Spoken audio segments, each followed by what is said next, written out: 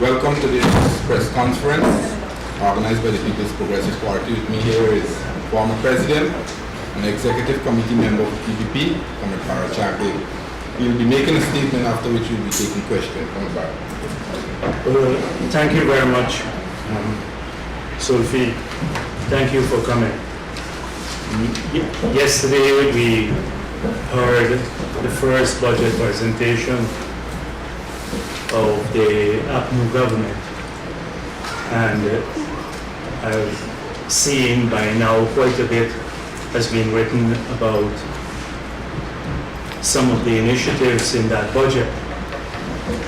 I looked at the budget, and the title says a fresh start or a fresh approach to a good life in a green economy. And when I examined the contents of the budget, I couldn't help but think this is a fresh start to deteriorating standards of living in a destroyed economy. So maybe that is what Jordan should have named this budget. We saw Mr. Jordan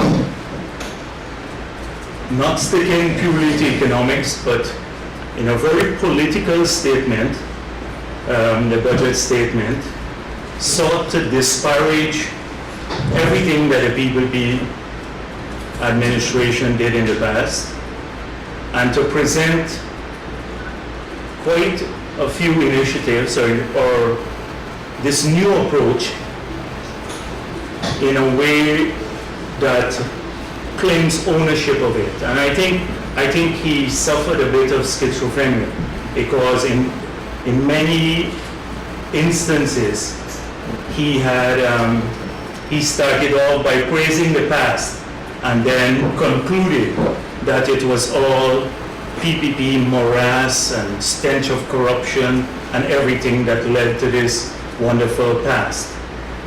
So I today want to go through a few issues in the budget.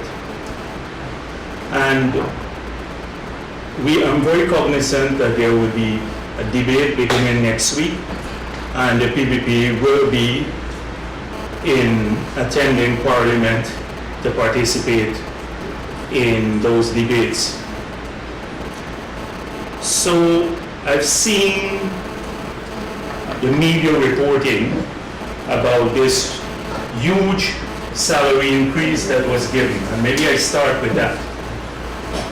That APNU's action plan, significant salary increases for government workers, including nurses, teachers in primary, secondary, and tertiary education, security personnel, and civil servants on the traditional payroll. That's point 2 in the 100 days plan. So we saw an increase, and I'm going to just take you through because there's a table in the budget. At $50,000, there's a 5% increase and $5,000. So when you calculated it, it's 15%. And then it goes on at $100,000. If you make $100,000, it's $5,000 and 5%. So that's a 10% increase. And at $500,000, it's 5%. And a $5,000 increase, that's 6% increase. But and that's how it was reported. But what bothers me significantly is the date that it is effective from. It's effective from July 1st. So you have to divide all of those figures by 2. It's only effective for 6 months in the year. So if you look at the 15% that ostensibly people who are making $50,000 would have gotten, they're effectively getting 7.5% for the year. And if you look at those who are at 100,000, they're effectively getting 5% for the year. And if you look at the 500,000 figure that he has in his budget, they're getting half of 6%, which is 3% increase. these are even lower than what the People's Progressive Party gave in the past. So, Jordan has played a clever sleight of hand, a three-card trick on people. At the end of the day, the public servants are not going to take home 15% who earn 50,000. They're going to take home 7.5% for this year. He has duped the entire nation.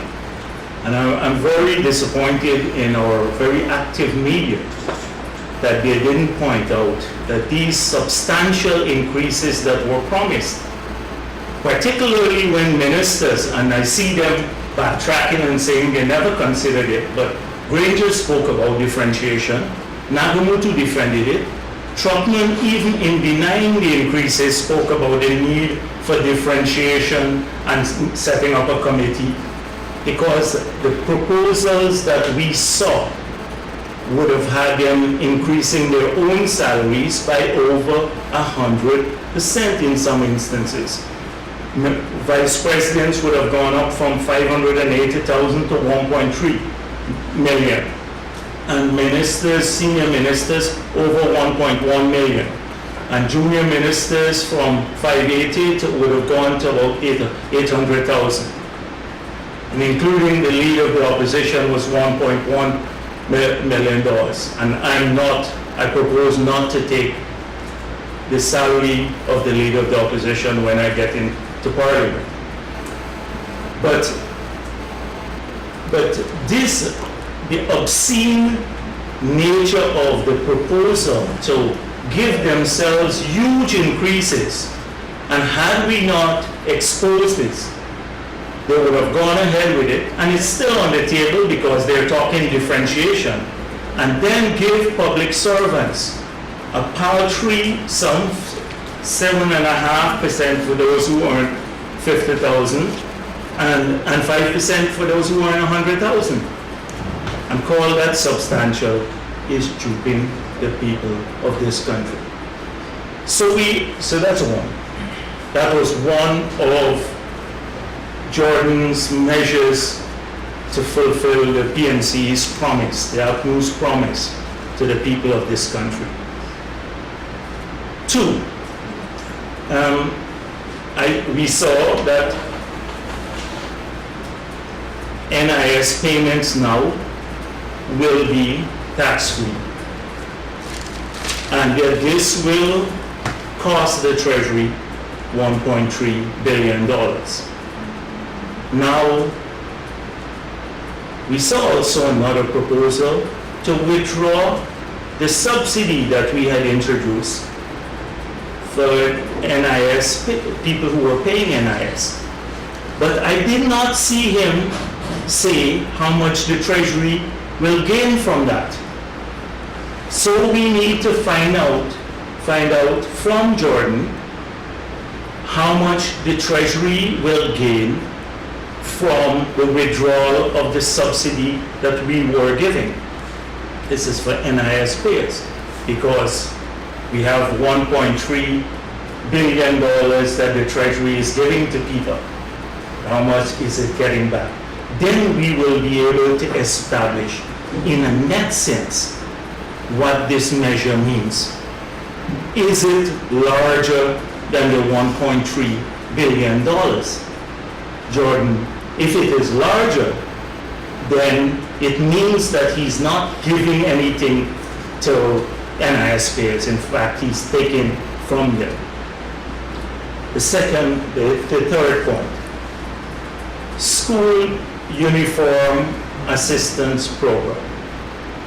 So this moves from $1,500 to $2,000. And it will cost the Treasury an additional $337 million. Now, and this will benefit ostensibly 167,000 students.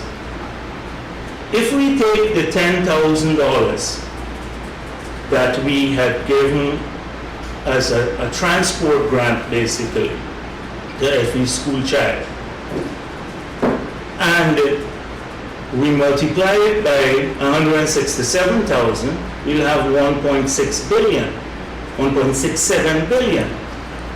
So what they have done is that they have given 337 million by increasing the uniform allowance and have taken back $1.3 billion from the students. That is what they have done. Giving 337 and taking back $1.3 billion. I see much is written about the huge increases, over $3,000 to pensioners. And now I'm not clear, because I read almost 3 times the measures and was not clear as yet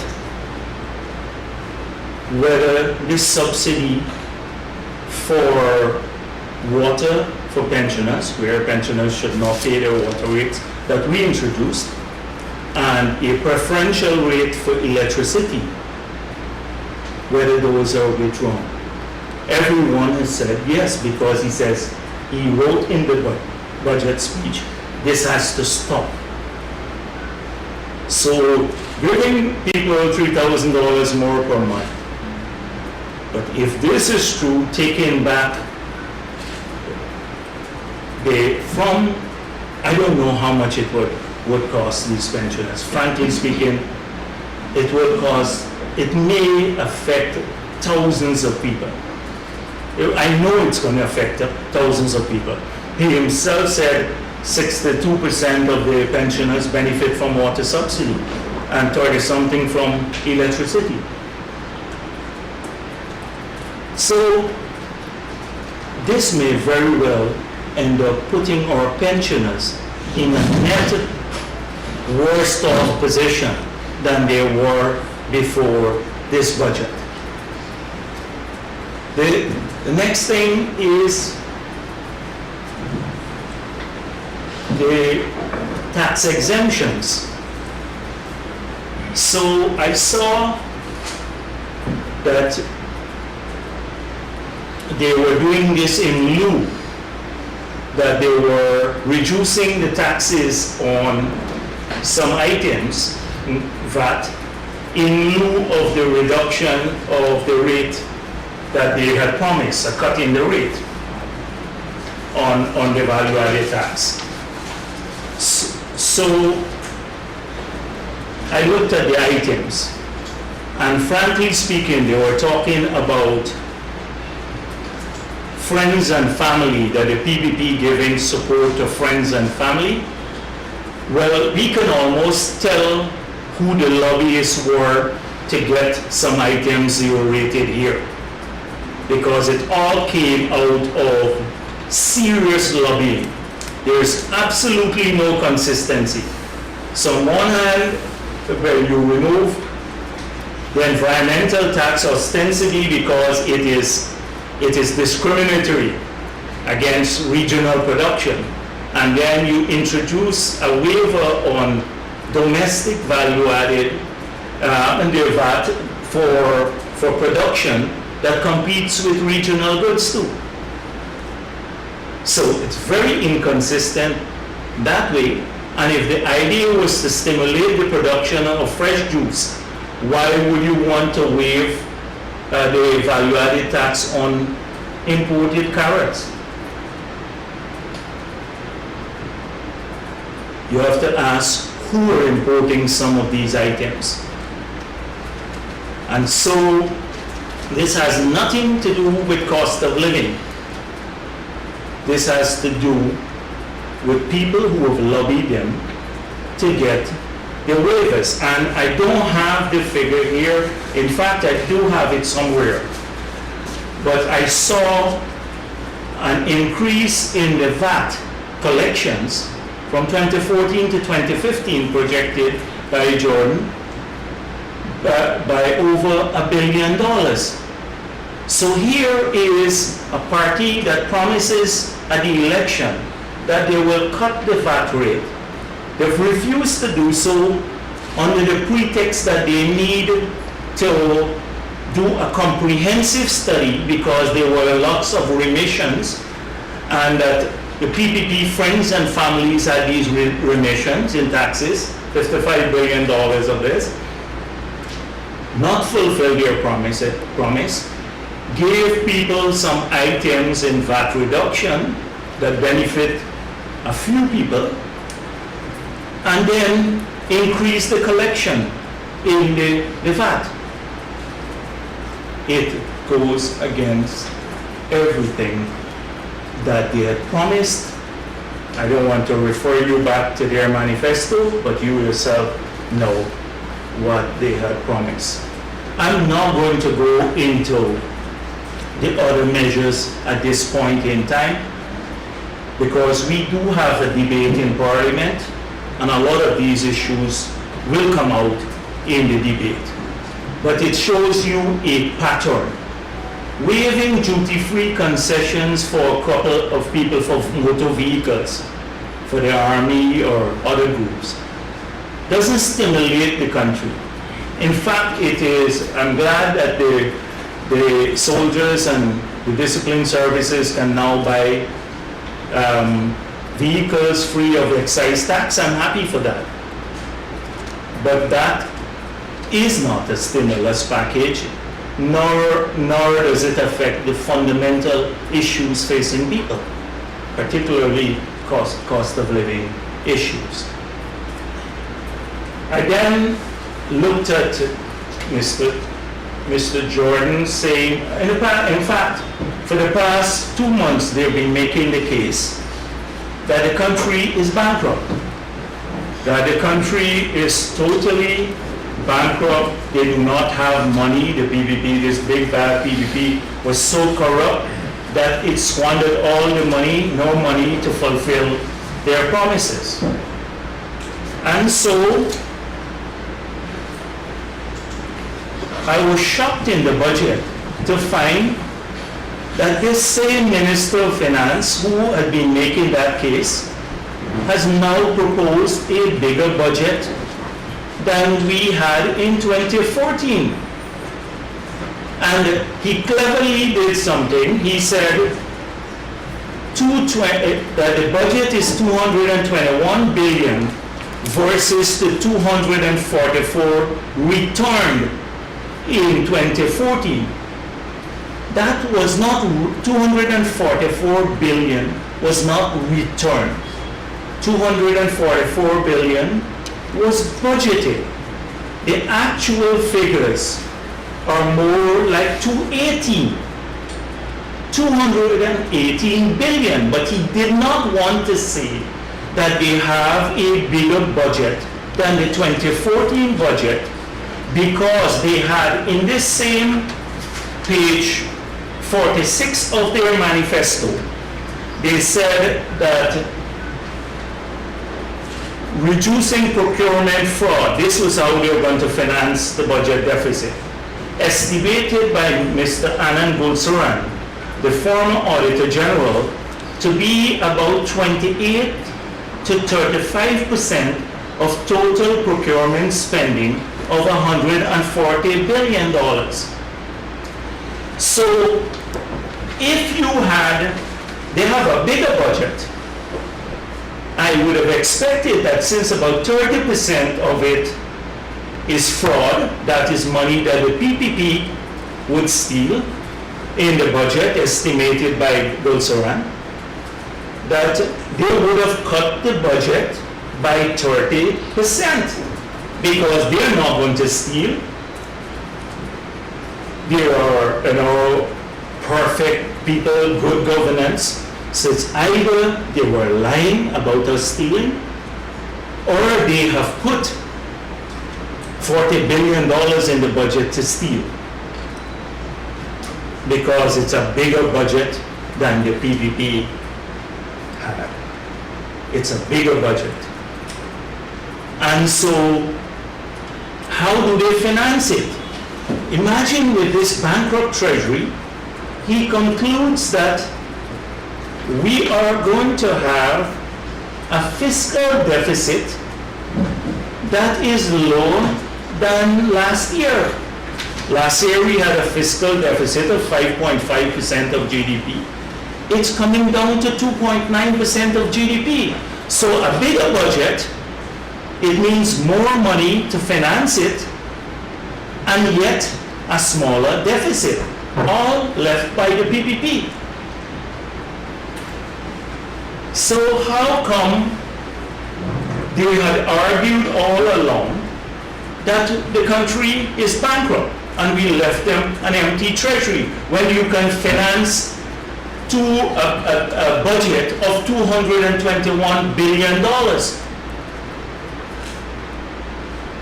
How come you can do that with only a fiscal deficit of 2.9%? We had 5.5% deficit.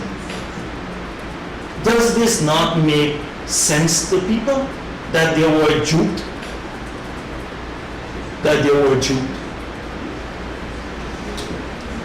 So he says further that we have $97 billion to spend in the 4 remaining months of the year, September to December. It means that they would have to spend over $800 million per day. Over $800 million per day. Close to $1 billion, 97 billion divided by 120, and I'm sure it's now 120 because the budget debate should go into September a bit too. So it might be close to 115 days, 97 billion to spend in that period. So we will be watching for their procurement practices.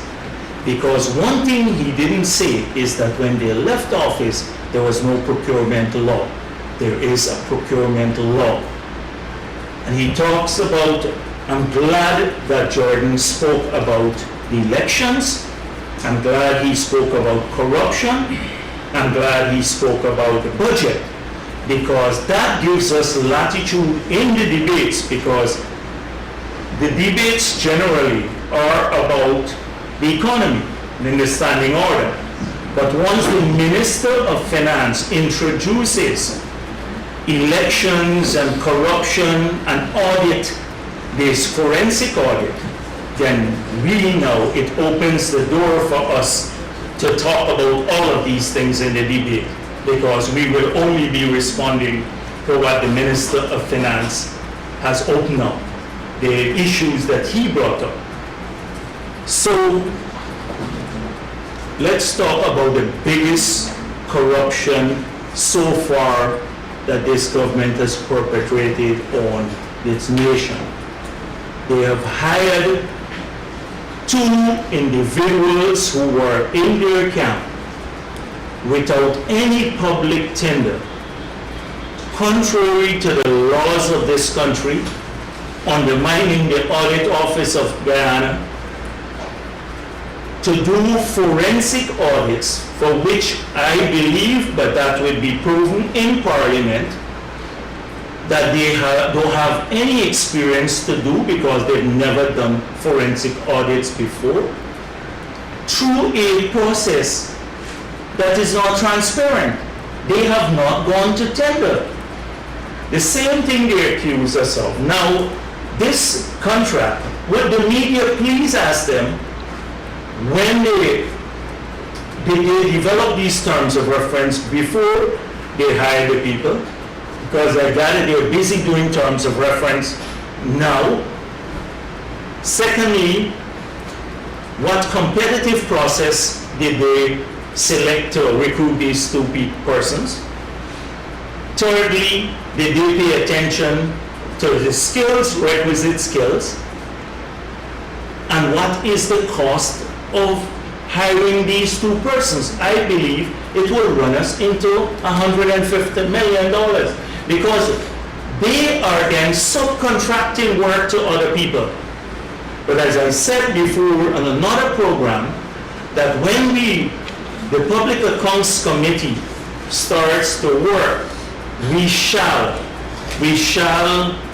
bring all of these individuals before the Public Accounts Committee to deal with these forensic audits. And I said before too, the only reason we have not moved to the courts to block it, because we believe it's illegal to do this contrary to our laws, to hire people without the imprimatur of the audit office or the Public Accounts Committee.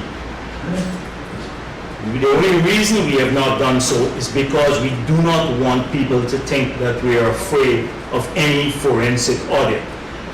My preference would have been an international tender for people to come and do a forensic audit on all the accounts of the country, so we don't have politicians doing forensic audit. But you'd have a reputable international firm with requisite experience. And that is exactly what we would like to happen with the Petro-Caribbean funds, because we see the Minister of Finance misleading people again, that somehow we mismanaged the Petro-Caribbean fund and there was some corruption there.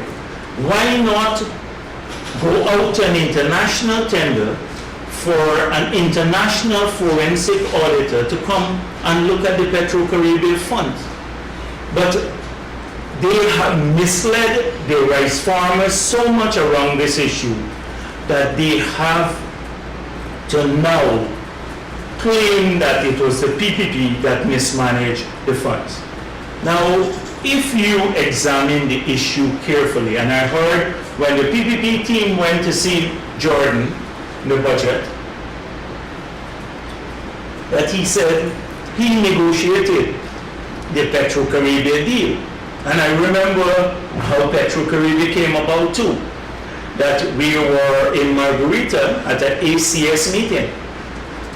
And that is where the discussion started with Chavez about a facility to give some credit for oil imports to the countries of the Caribbean, because the price of oil had escalated and it was creating huge problems, balance of payment problems for these countries. And that Trinidad was unable to give those credit terms. Subsequently, the Prime Minister went to 2 meetings, and that's when the Guyana-specific agreement was signed, because it is not a Guyana-specific facility. It caters for quite a few countries in the Caribbean. The Guyana-specific facility had to be negotiated because we argued that the interest rate was a little too high, because we wanted a grant element of at least 35% in the interest rates. So it meant either reducing the interest rate or lengthening the repayment period or giving a bigger grace period. So that is what we argued for. That is how Petro-Caribbean emerged. The funds came, and let me go through this once again. It is an arrangement where you have a sliding scale. If oil prices are below $15 a barrel, you get 0 credit. If oil prices are $15 a barrel and above, you get 5% of the oil imports you're allowed to keep as a loan, as a credit to the country, and pay 95% at that time. The repayment period was 17 years or something like that. If it goes up to $150 oil prices, you're allowed to keep 70%. So that's the sliding scale.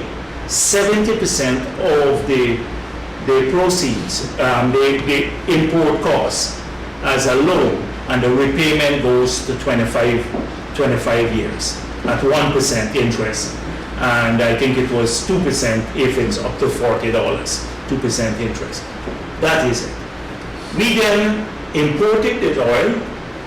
the companies, all the private companies, paid in full, in cash, for the oil. So they were paying in GEA in full.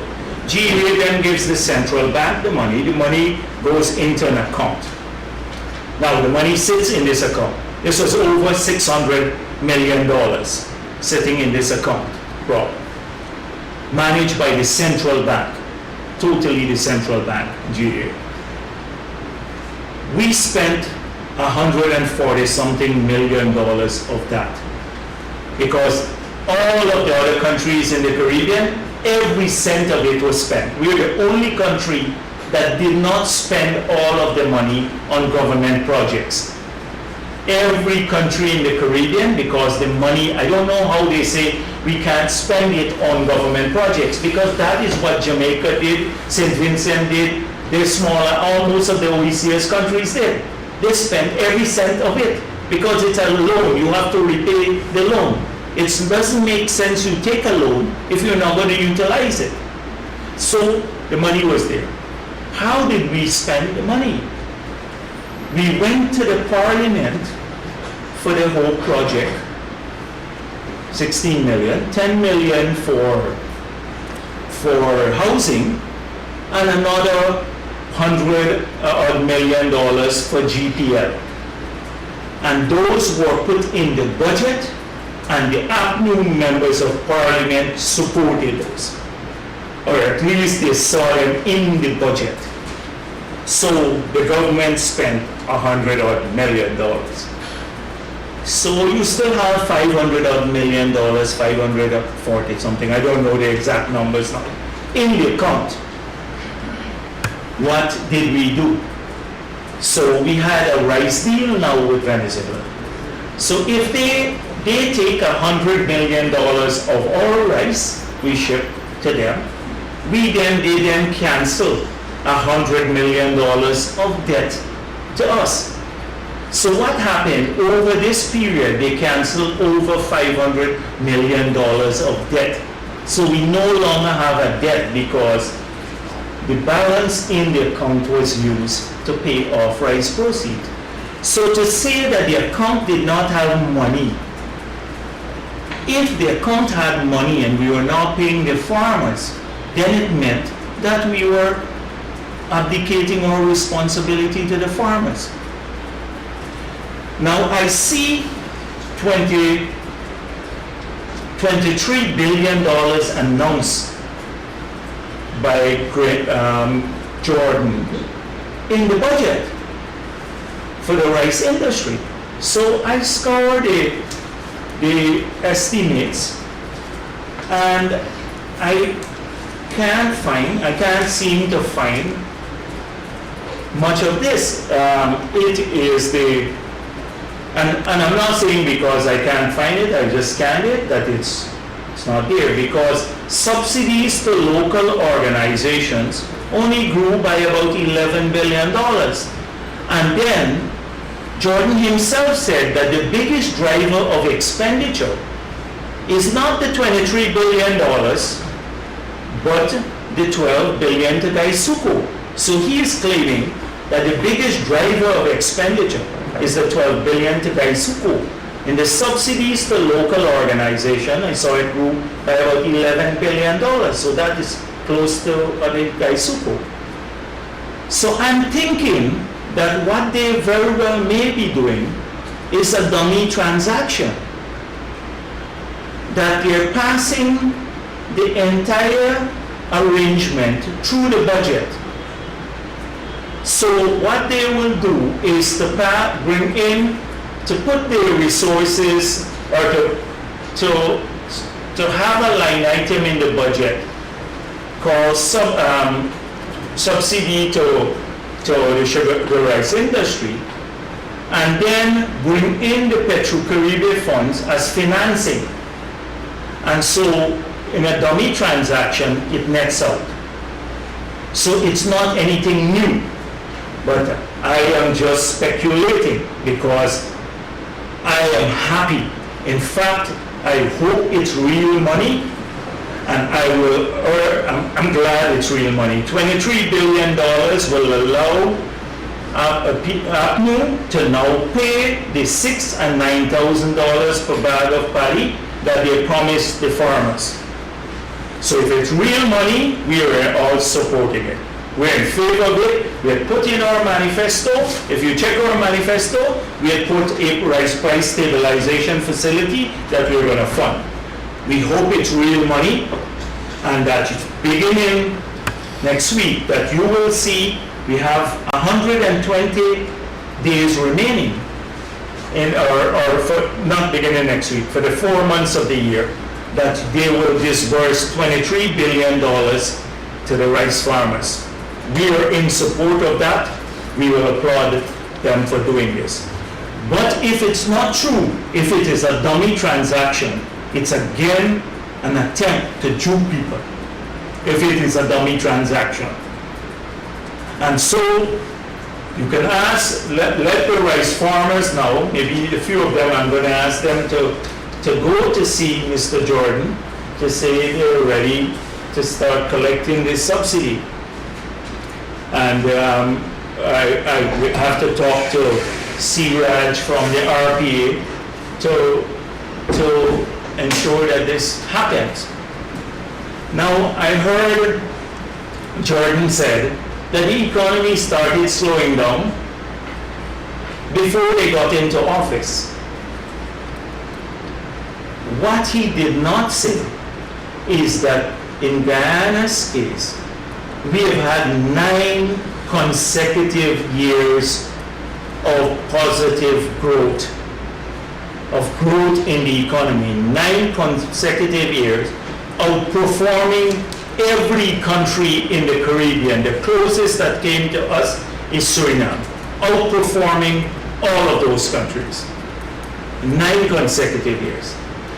But 9 consecutive years, does that of growth, does that mean that in every year we had the same growth rate?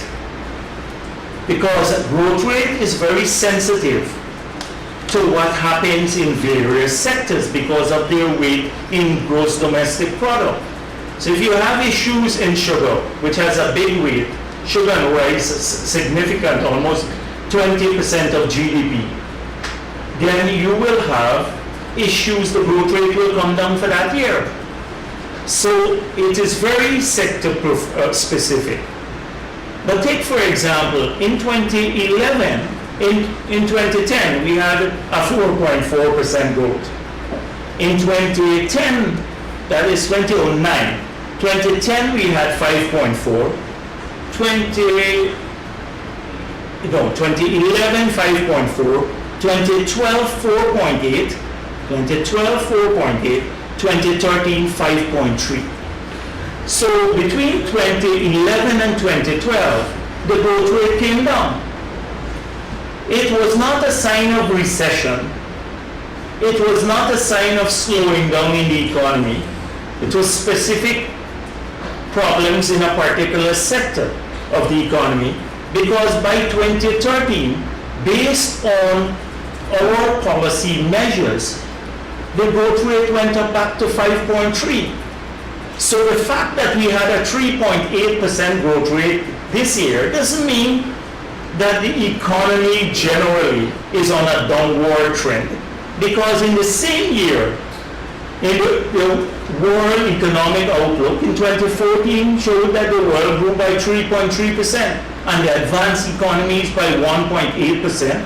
and Latin America and the Caribbean by 1.2%. We outperformed in 2014 Latin America and the Caribbean. They grew by 1.2%. We grew by 3.8%. Outperformed them. What has happened?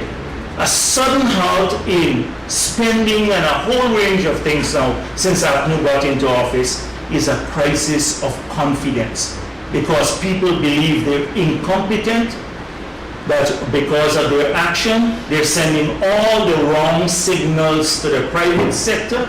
They don't know what they're doing. They don't have a vision for the future. They're floundering in the dark, and people do not want to invest their money now in the country. So every person you talk to is saying, I'm holding on and waiting. I'm waiting to see if they will get their act together. You talk to the real estate people and ask them how many houses they're selling, because people feel house prices will drop 30% in the future. Why would I want to, in the near future, why would I want to buy a house now if the price is going to drop 30%? Why would I want to build a house now if it would lose value in the near future? A lot of the banks have those properties collateralized at a market value. If that happens in this economy, you'll have the bad loan portfolio of many of our banks will increase. At the same time, when they're faced with an assault by the Minister of Finance on withdrawing funds, and with using some spurious economic argument, not founded in economic theory. And so, this is what is happening. They're going after the parallel economy. Who is the parallel economy? Who is the parallel economy here? It's the guy who is selling the DVDs on the road. That's the parallel economy. And the people who bring in their little barrels and sell a couple of things that they now start checking. And that is the parallel economy. And the taxi drivers and maybe the bus conductors who might not be paying their taxes, or some of the rice farmers. That's the parallel economy. You start going after those people too, all day long talking about this theoretical issues, because so far they've had anyone who's had real experience in running anything. That is why they're affecting confidence, shutting down the housing program. You know, you can audit, and you can still continue doing work. You can audit, but they're not out of a campaign mode, and they don't have the skills to exit criticism. So they can run down people. They're all corrupt on the other side. They're all problematic, but they can't produce. And that is the big problem here now. So this whole thing about growth rate and slowing down, Jordan has it absolutely wrong. But what bothers me too is that he sneaks in. He sneaks in cleverly all the PPP projects. So this is the same Jordan saying that the government proposes urgent expansion of the East Coast Demerara Highway.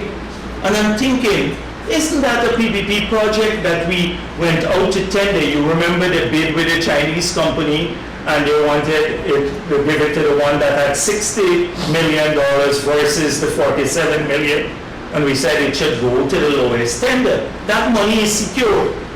And then he sneaks in about the $1.6 billion to upgrade Sheriff Street. And I'm thinking, but this is an IDB loan that the PPP has left you. And he says, we want to complete the Providence and the Great Diamond facility. And I'm thinking again, but that's a project we're doing. And the new bypass road, he presents it as new, opening up some new housing schemes and stuff. I'm thinking the Indian line of credit will fund that. And the Norwegian money, suddenly they talk so much about Norway and this 250 million that they said was a Jagdeo thing. And Ramjatan wrote Norway and said the money should not be disbursed. And the $250 million that we earned because we came upon an initiative, we started an initiative from scratch that very few countries in the world, one other country has done, and we earned 200, well, not full 250, but over 190 million already disbursed. So he sneaks that in, and then guess what happened? The Northern Relief Canal. And I'm thinking, I'm sitting there and listening, and I'm thinking, what is this Northern Relief Canal? And then I realized it's the Hope Project. The Hope Project, the Hope Canal that they said, I saw Carl Greenidge in Berbice. I'm sitting there and watching him before the elections on a program. And he said, this is a Jagdeo project, apart from the corruption and stuff about it, that this project is a white elephant because we have some engineers who told us it will never work. And then the floods came, and I'm sitting again and watching them, palavering over the project. It was very interesting for me, to see them opening and talking about how this project is saving the rice farmers in Mahaica, Myconia, Barry, and the millions of dollars it would save. Because although we're spending 16 million US there, we probably saved from the flooding maybe 30 million US dollars in a single year in crops that are not going to be flooded out, and the whole East Coast was threatened. And then I saw him mention also the conservancy, and we have a World Bank project to do that.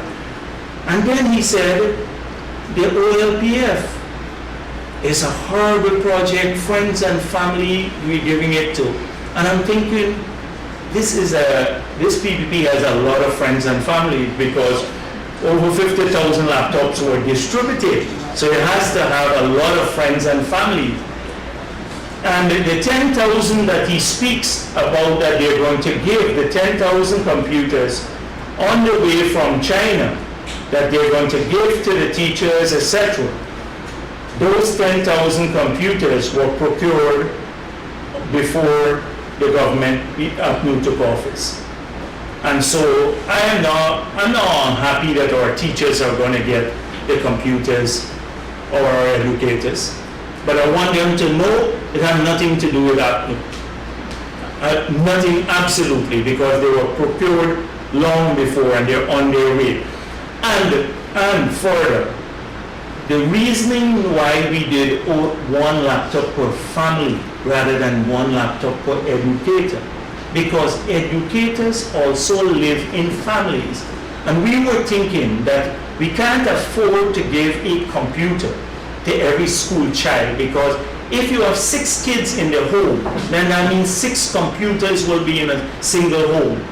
But if we have 180,000 households and we give out 100,000 laptops, the poorest families will have access to those laptops, and everybody in a single home can have access, they can learn. So that was the rationale behind it. Nevertheless, I'm glad about that.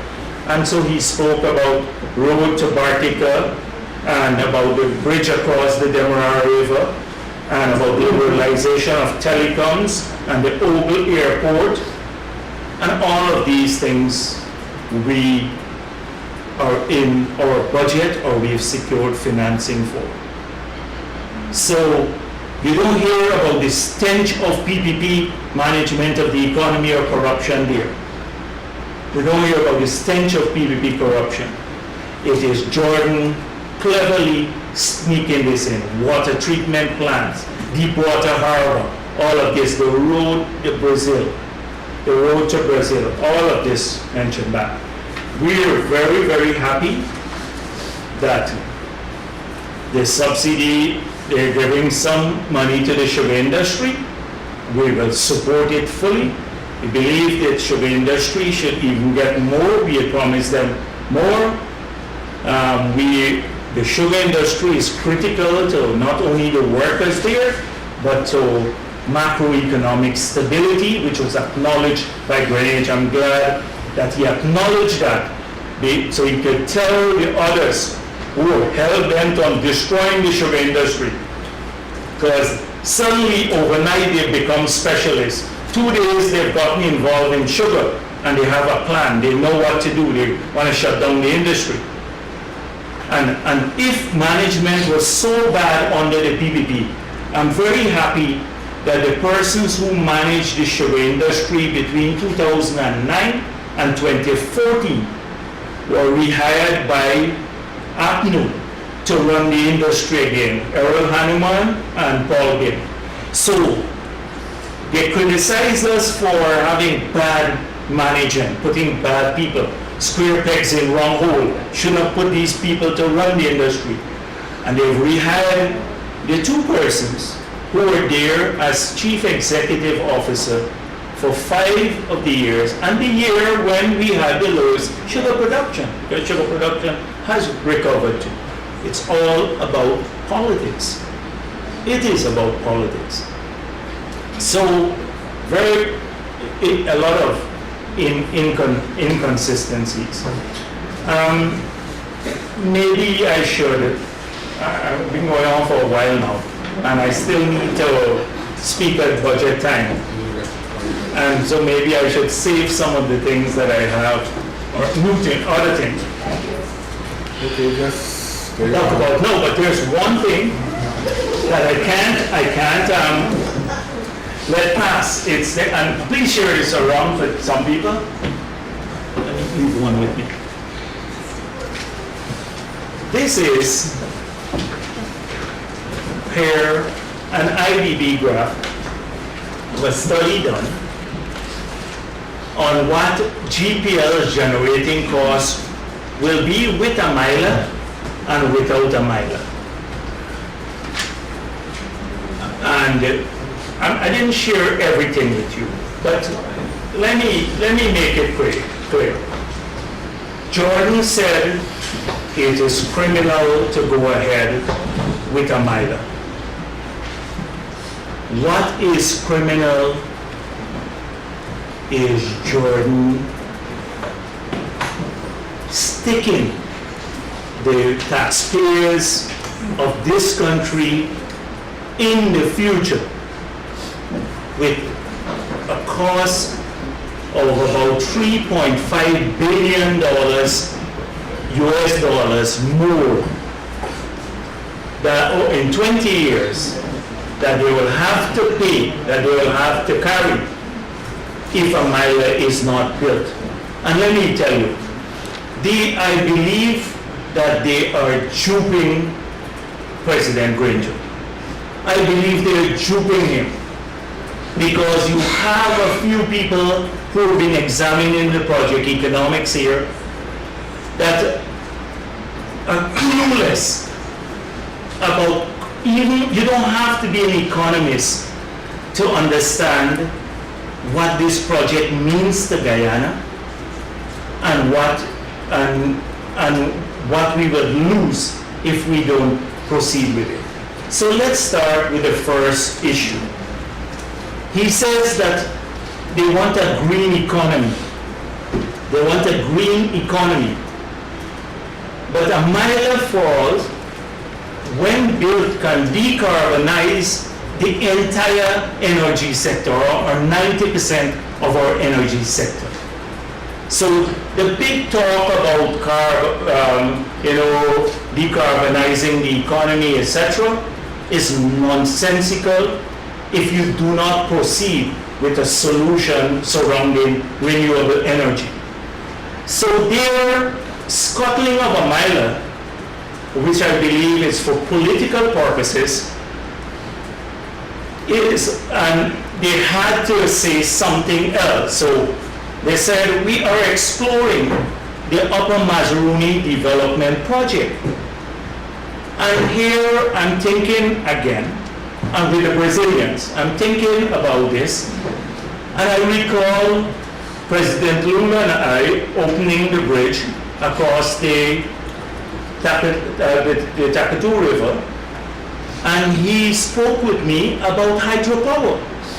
And we had a long discussion about integration of physical infrastructure. And then he said to me, I will send the Minister of Energy some big firms to come to Guyana and BNDES, this is the Brazilian Development Bank, to come and have a discussion with you. So they did. They came and they had a discussion, and subsequently we had a few MOUs for them to study various options on hydropower. That evolved, and we had a consultation. I don't know if you remember, the consultation on the Upper Mass project was held by the company and some government officials at the convention center, and then they flew up to Region 7 because we wanted the Amerindian communities to know that until all the studies were done, not just the technical studies, but also the environmental studies and the social impact studies, that the government of Guyana will not make a decision on the project. So we had a consultation on that. So he presented this as something new. They're going down that route. But that's years away from now. Will never be completed by this 2020 vision. Here you have a project that could start now actually delivering power by 2020. So Jordan says the project will cost us GPL $130 million per year. Now, that is not true, because one of the conditions of the IDB is that we should seek to cap the annual payment from GPL at $100 million. So, what is this cost? $100 million. What is GPL getting for $100 million per annum? He said 130, it's not 130, it's 100. What are we getting? We are getting between 800 gigawatt hours per annum of electricity to 1.3 gigawatt hours, 1,300 gigawatt hours of electricity, 800 in the dry season, and 1,300 when they're optimal conditions. So the model was run on getting about 1,050 gigawatt hours per year. GPL now, in two years ago, when the oil prices were a bit higher, GPL was paying a year $126 million to generate 700 gigawatt hours a year. So you will pay now $100 million to get 1.5 times the power that you are paying $126 million to generate. He presented it as though they were paying this money and not getting anything for it. So if that works out to about 10 cents per kilowatt hour on average, because it could go up and it could come down in certain years, but say the average, when oil prices were higher, because they've come down now, we were spending about 19, close to 20 cents per kilowatt hour to generate electricity. Now, because oil prices have come down, it's dropped to 14 cents per kilowatt hour. So, common sense. Imagine if you sit down and you're just like anybody in the country, and it costs you to generate power 20 cents per kilowatt hour, US cents, and somebody is selling you at 10 cents. It must make sense that you'll buy it at half the price. It makes sense. So if this is the problem, regardless of the cost, so he's saying we will spend a lot of money on this. Guess what we're going to spend? 80 million from Norway as equity, that's a grant. We built the road already, so that's about $35 million, right? I don't know if it's 35 or 45, but when the contract was approved for $16 million, they said it was corruption when I was there. So it was 16 million, so I don't know if it's 35 or 45, but all right, assuming 45, that is there, so it's 125, $40 million would be used as a soft loan from the IDB to pay down or buy out some equity. Now, equity is simply what investors put in the project. Equity comes in at about 18% return. That's the cost of money through equity in this project, 18, 19 cents. If you can replace it with money that comes in at 2%, it helps the project economics. And that would help to bring the cost down to $100 million per annum.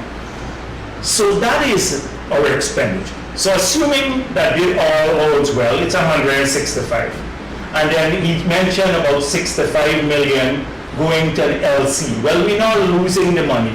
That is not an expenditure. It's just putting up a letter of credit. The money will be there just in case GPL doesn't pay. You would recall that in Parliament, Carl Greenwich and a number of their other people said that there will be a debt of $2.1 billion for this project. There is absolutely zero debt. Zero. We have a performance guarantee. If GPL don't pay, then your people come after you. But no, they have to pay for the power that they collect. Zero debt. For an equity investment, a state equity investment of about $160 million, we will trigger over $700 million of private capital flows into this country. That could transform the green sector. It could enhance competitiveness. He spoke about competitiveness. And by the way, all the things that he mentioned on competitiveness, please get a copy of our national competitiveness strategy, and you will see Jordan copying the sections, copying the initiatives there on the national competitiveness strategy. Copy them, totally. But it will make our private sector more competitive, and it will enhance economic growth. Imagine a $700 million investment, the biggest single investment in the country. So Winston Jordan now needs, you see the question there posed, he needs to tell us, if we don't build a miler, how much money, and spend $2 billion over the next 20 years to buy the power, that is not rebuilding a mile, an investor selling power to us, how much it will cost the Treasury?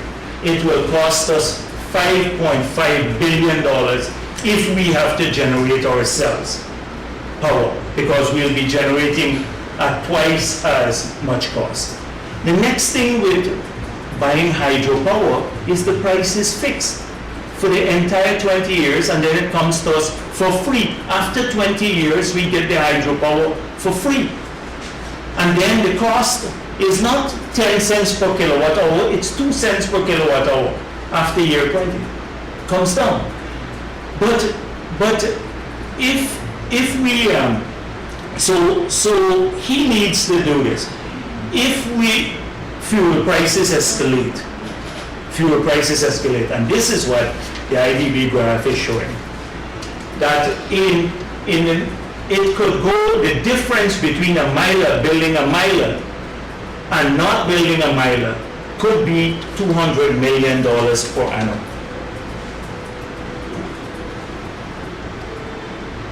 And so he said recently that the IDB thinks the project is risky. The last time I know that even up to March they were talking to the new investor, and I think in June a mandate letter was signed or something, a mandate letter between the IDB and the developer. And by the way, the project started off with one of reputable American firm, Blackstone, one of the biggest in the world, as the project developer, not the government of Guyana. So we didn't select the contractor, it was selected by that group.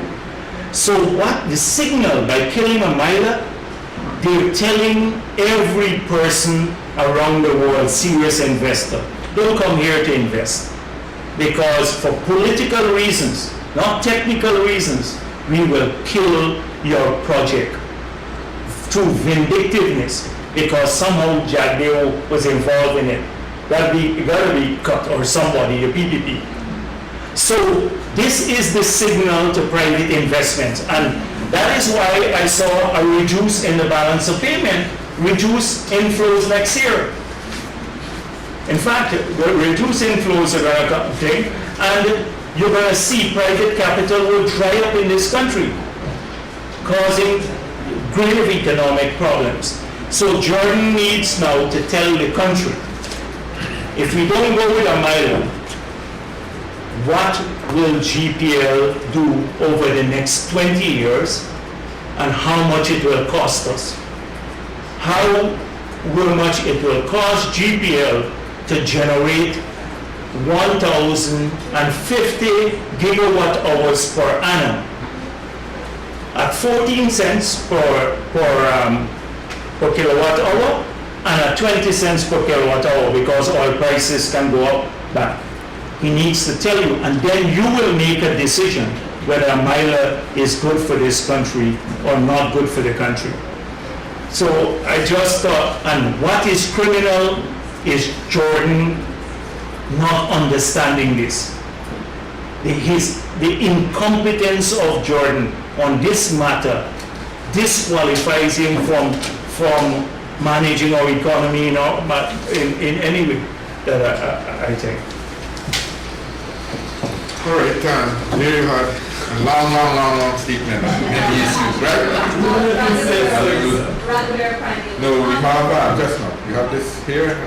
Yes, you. Jim O'Brien, Mr. President, Mr. Jagdeo, sorry. You said that you would not be accepting the salary as opposition leader. Can you say why? No, because I get a pension. That's right. I get a pension. And by the way, the proposals that they had for the Prime Minister, his salary would have gone to $1.7 million. And since Nagmutu has spent more than 12 years in the Parliament, he would have had a pension if he leaves today that is bigger than mine. If he left today, he would have a pension bigger than mine. And I served this country 12 and a half years. And I ran, well, as president and Minister of Finance, but I had important portfolios. Well, I wouldn't want to say much about Nagamutu's portfolio, but that is it. So they would have had, Nagamutu after 2 months, would have had a pension that is bigger than mine. And they need to tell people now, since they were talking about salaries in our era, let me show you something. I just wanted to digress a bit. Do you know that they made such a big issue about contract employees? And the 2015 budget has an increase of about $1.4 billion for contract employees. And this was they fought the PPP for 10 years now, APNU, on contract employees. And the budget has grown for contract employees from 2014 to 2015 by $1.4 billion. It is just these people, everything that they said they were opposed to us doing, they're doing it worse, 10 times worse. And yes, so would you also want to forego the $50 million budget for the office of the engineer? well, that is a different thing, because that doesn't necessarily come to me, the office. That's not my benefit personally. It goes to people who will come to the constituency and stuff. I probably have to look at that. But first, anything that comes to me directly, I'm not going to take it. Sir, we can take 2 questions. 5% given to the highest paid workers proposed is far much higher than the 26% given to the lowest paid worker. As opposition leader, would you, we've heard nothing about the threshold, by the way. As opposition leader, would you take a solid proposal on what the party's proposal for increases would have been? Secondly, have you found favor with anything in the budget at all? And thirdly, we have, I see the minister quoting some IDB report yesterday saying that the IDB had said that the Maros too risky to attract funding. Could you shed some light? I gave you, that graph is an IDB graph. That graph is an IDB graph. The last thing I know that the IDB signed a letter with the project developer, a mandate letter, So I don't know if the IDB has reconsidered given the new government. But I don't want to say anything about that as yet, because when we get that information, we can deal with it. Because the IDB had, in the mandate letter, provided a ton of safeguards, etc. So, but that is an IDB projection. And I'm sure anybody can read it. It makes sense to an ordinary project. How much it will cost GPL without a miler, and how much it will cost GPL with a miler. And that's cost per annum. And you will see $200 million. That's the cost. What is the Proposal for Oh yes, $23 billion is very good if it's real money. So I support that for the rice farmers, because we wanted to establish a price stabilization fund. If it's real money. If it is not real money, then this is the biggest sleight of hand of this Minister of Finance, to raise people's expectation and then not giving them new resources. Secondly, we support any increases to public service. We support any increases. We said that our increases over time would have been probably around a similar range. We did not promise in our manifesto significant increase, because we thought that 5% and stuff like that, 5%, 8% was significant given the context of regional economies where people's salaries were being cut, etc. And that a consistent growth of that amount was a substantial increase. They said it was starvation. They promised substantial. They said 20%. I've heard them say 20% at a minimum. I saw now that the TUC has even revised its number down from a living wage of 100,000 to 55,000. They have revised down their number. It used to be 100,000 under the PPP. Now they suddenly, we propose 55,000. So they proposed to the minister below a living wage, almost half of what a living wage is when under the PPP a couple months back. So, but I guess they have back their subvention. And I'm sure that we want to know the reason why the subvention was removed is because of lack of accountability. I do hope that somebody will pay attention to how the money was spent and how the money is being spent. So I find favor with that. I think I like green economy, although the focus on it, although I think they're hopelessly groping in the dark. Because you heard the vision? The vision was about macroeconomic stability. Well, everybody knows that. You have low inflation, you have money supply, you keep under control, your fiscal deficit tame. We have had that all the while. And then green economy, we're happy about that element of the vision. Knowledge-based economy, that's why I brought this to show you. Look at it here. This is like outlining our stuff in the manifesto, a knowledge-based economy, and there was a fourth element of it. I don't even remember. So 4 elements of their vision for 2020. This is a vision, and here what they're saying too. We have a vision, but we don't know what projects and programs we want for that vision. So we will set up an advisory committee. We'll set up an advisory committee that next year will tell us what projects and programs we want to follow consistent with this vision. It doesn't this look like kids in a supermarket? You know, they're just all over the place. I shouldn't be disparaging our children. Because exactly, you heard me. I should not disparage our children because they operate in a more sensible, organized way. They go after the things they want, what they like. These people are scattered all over the place, everywhere. everywhere. They're all over the place. They're clueless.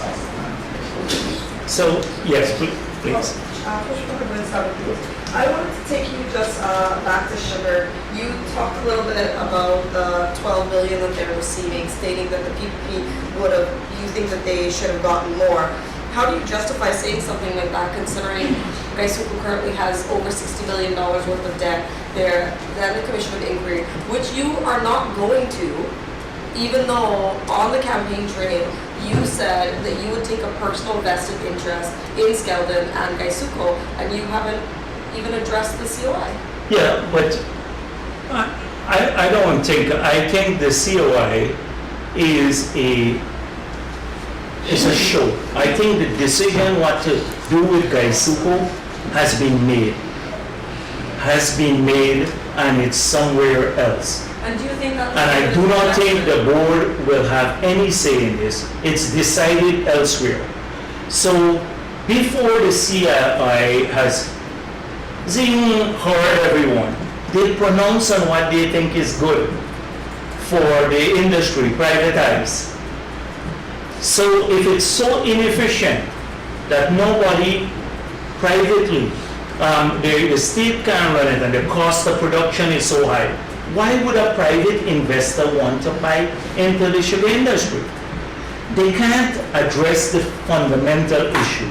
The problem started when we had a $40 billion, a 40% cut in our revenue from the European Union, where the bulk of our sugar went to. Now, when a company has to survive on about 60% of its hitherto revenue, it creates a whole range of problems for the company.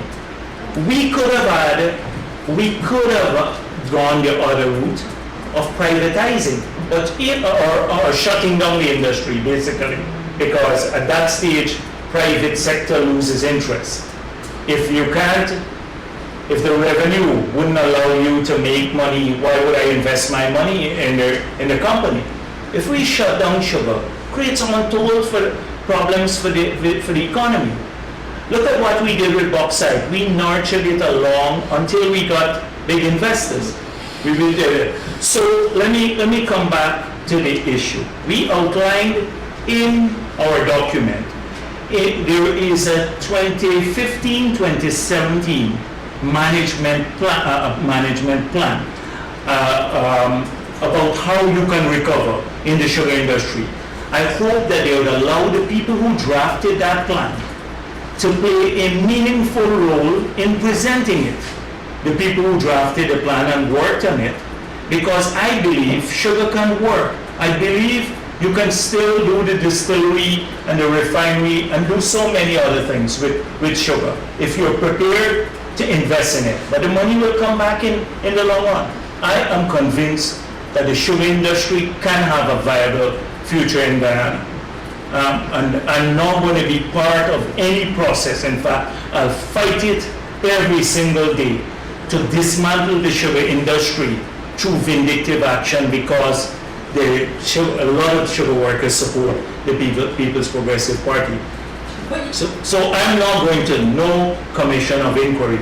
I will speak publicly. In Parliament, the debates will come up. We will talk sugar too. Sugar will be on the agenda. But you also knew that your sugar quotas would be ending about 15 years ago, and you still went ahead with the 200 million Skeldon modernization project, knowing that the sugar was slumping. So you don't feel the need that you have to justify maybe spending such an enormous amount of money on something that hasn't been valued for money at all. No, but that, you see, you have to look at the entire history. This is not just Guyana fight. You have to look at the sugar protocol when it was signed. It was a unilateral. We all fought the unilateral changes to the sugar protocol because Europe, the European Union office was picketed. Europe was reforming its common agricultural policy, and therefore it was under a lot of pressure from domestic producers and some other countries that were not traditionally sugar producing countries to to change the sugar protocol, which we thought was a long-term contract without no end in sight, because we had given preferences in the 70s in exchange. Sold our sugar almost half the price of half of world market price in exchange for a long-term contract when Europe ran out of sugar. So that happened. I recall going to, I don't remember, I think it was Nigeria, at a Commonwealth Heads of Government meeting. And Tony Blair got up and spoke on something. And then I was pretty harsh. And he came over to me and he said, "Why are you so angry?" And I said to him, "You are offering us here as a collective in the Commonwealth $50 million, and you're taking away from Guyana because you just supported the change to the sugar protocol in Europe, $40 million per annum. In a net sense, we are going to lose significantly." So a lot of these things were in flux. The sugar has to succeed. It has to succeed because of its impact on Guyana. And many people think if they damage the sugar industry, you're only affecting sugar workers. Well, it has implications for exchange rate.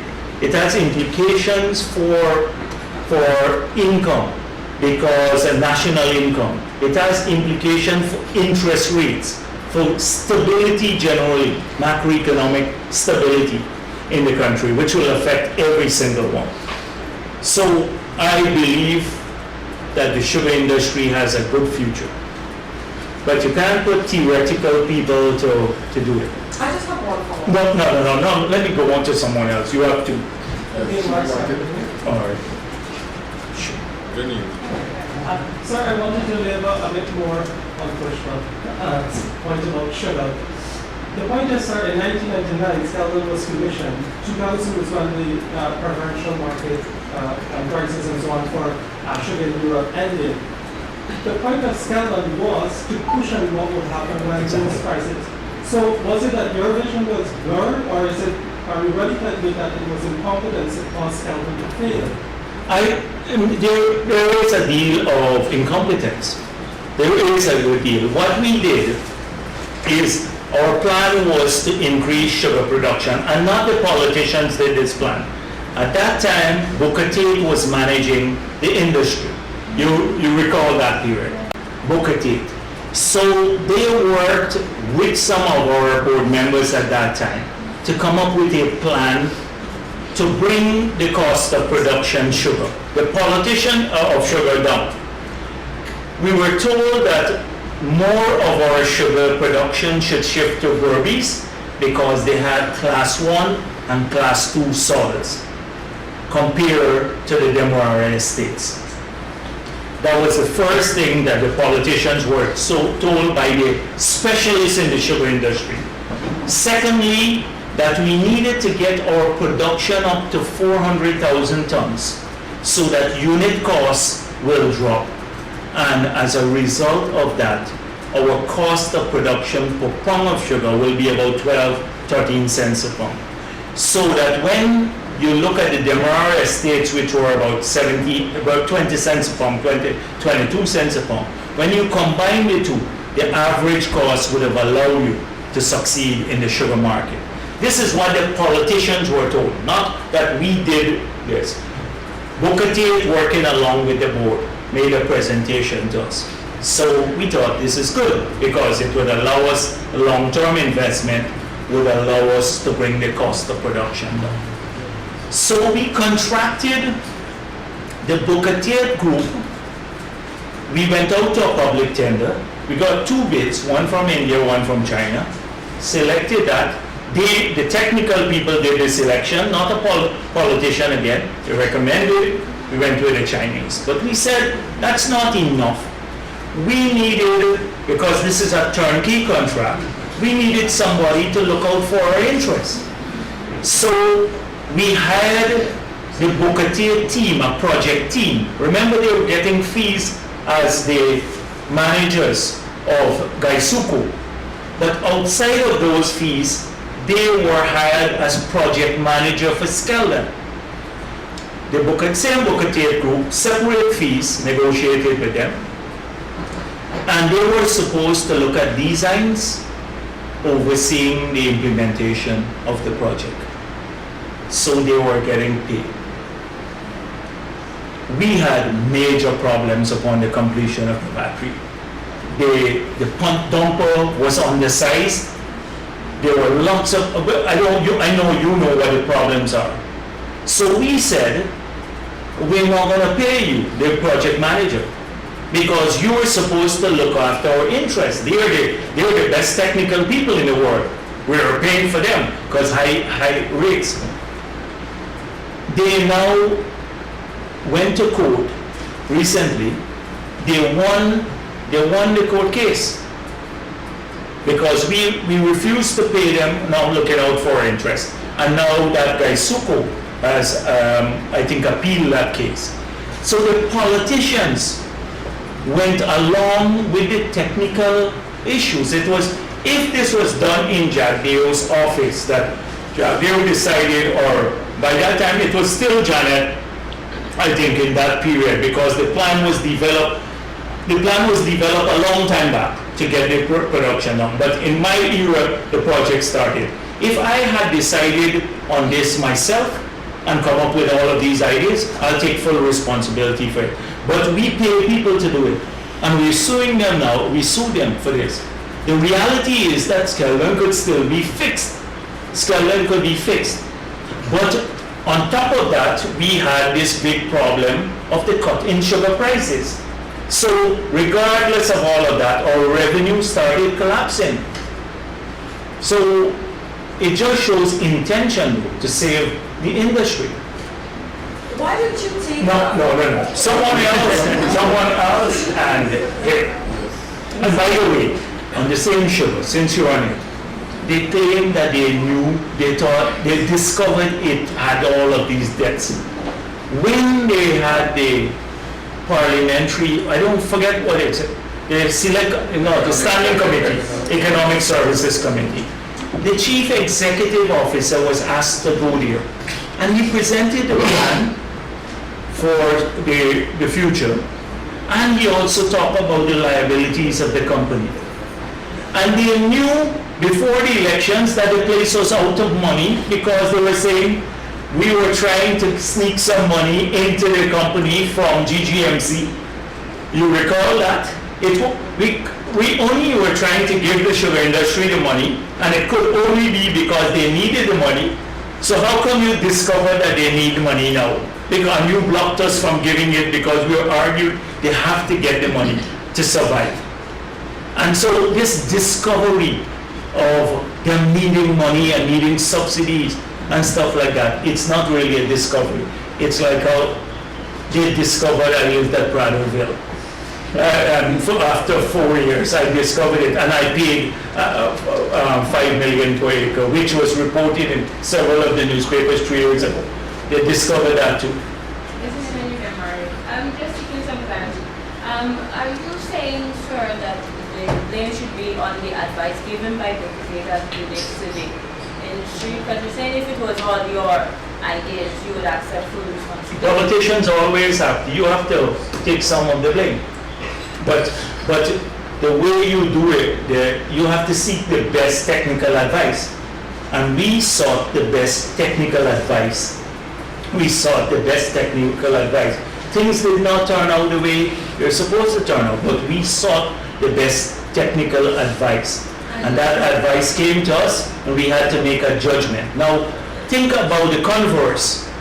If you had a plan like that, of that nature, and we said, we're not going to fund this plan, but a plan to save the sugar industry, that's how it was put, okay? To bring our cost of production down, which is what they were saying also. We didn't fund it, then they would have blamed us for not funding it if the collapse had come about. But we sought the best advice. So the advice was The advice, circumstances change, but also there are problems with implementing this stuff. That's why we hold them responsible. Because they were paid to oversee our rights. It's like you hiring somebody to supervise the building of your house. And when you're away, you're not a a contractor or don't have any technical knowledge. And when you're at home, then you come home and find that the stairs fall off one day. Right? You also spoke about the EU. Could you say why the EU would have stopped funding the Mexico? You mentioned about some money now. What do you mean? The EU. The cut was not only for us, it was across the whole ACP. Because one of the arguments by the then opposition was that the EU was not comfortable with the accountability and stuff that as it relates to the money. So, No, there are two different things you're talking about. Well, earlier this year, she's talking about the two programs. Yeah. Oh yeah, because then they argued about, but we have received budgetary support from the European Union long ahead of most countries in the world since I was Minister of Finance. And budgetary support come in because they have some confidence in your financial system.